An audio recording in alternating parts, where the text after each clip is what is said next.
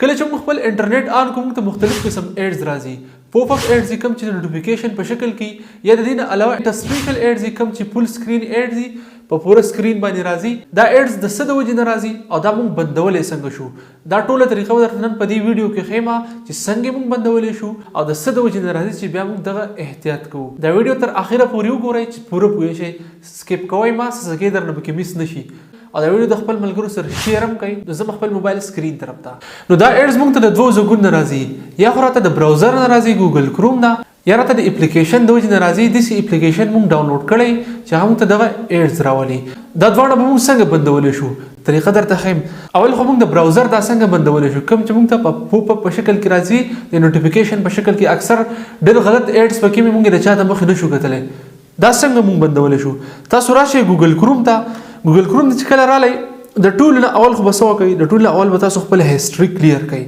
هسټري موږ څنګه کلیر کولی شو. تاسو پر هسټري باندې کلیک کړئ. په هسټري هم کلیک کوو بیا تاسو دلته ښکاري کلیر براوزینګ ډیټا پر دې باندې به کلیک کړئ. په دې چې کله کلیک کوو دلته لیکلی دی د ټایم رینج. د ټایم رینج ته مخامخ دی آل ټایم. ستاسو د لاست هاور یا به 24 هاور دی دا تاسو آل ټایم ته کوئ. آل ټایم هم ته کو دا شین تاسو سره بیا دا کوکیز اینڈ سیټ ډیټا دا سره هم ټیک کړئ. دا شین سره کیچ ایمیج اینڈ فایلز دا سره هم سلیکټ کړئ. ادینه پس تاسو کوئ پر کلیر ډیټا باندې کلیک کړئ او بیا په کلیر باندې کلیک کړئ.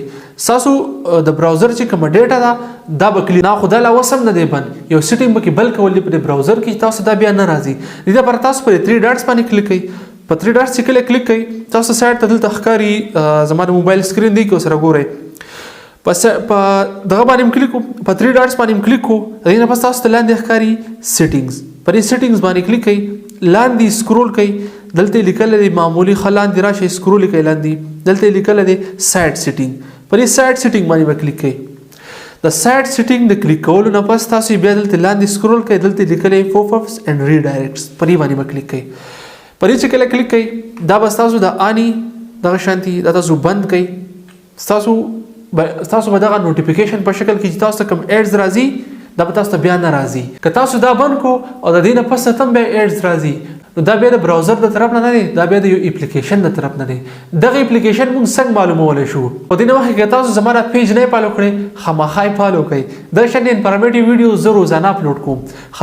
اوس موږ څنګه کولی شو کله تاسو ته ایډز راشي تاسو دغه شان ایډز رااله تاسو لیدلی شئ زما پر سکرین باندې ایډز تاسو سره رااله دا بس تاسو څنګه معلوموئ چې دا د کوم اپلیکیشن نه ایډز راغلي. فول سکرین ایډز رااله څنګه معلومولی شو.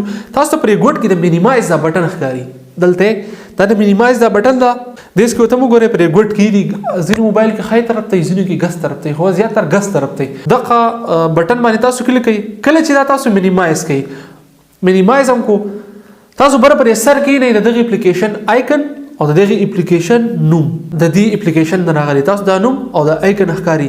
دا اپلیکیشن به د کار اپلیکیشن نه دا هغه اپلیکیشن دا طریقه کوي کوم چې تھرد پارټي اپلیکیشنز دي مطلب یو بیکاره اپلیکیشنز دي هغه دا چلونه کوي. غټي کوم اپلیکیشنز دي هغه دا طریقې نه کوي. نو سبا کوي تاسو به د اپلیکیشن ډیلیټ کړئ. تاسو ته ایډ شو مینیمایز بټن هم کلیک کو کوم اپلیکیشن نوم او آیکن تر وخت دغه اپلیکیشن ډیلیټ کړئ تاسو دا بیا ایډز نه راځي. دې دوه سیټینګ نه پس تاسو ته یو ایډم نشي راتلی تنګول ختم. دا شان انفارمیټیو ویډیوز زه روزانه اپلوډ کوم. که تاسو پیج نه فالو کړئ خامخا فالو کړئ. الله حافظ.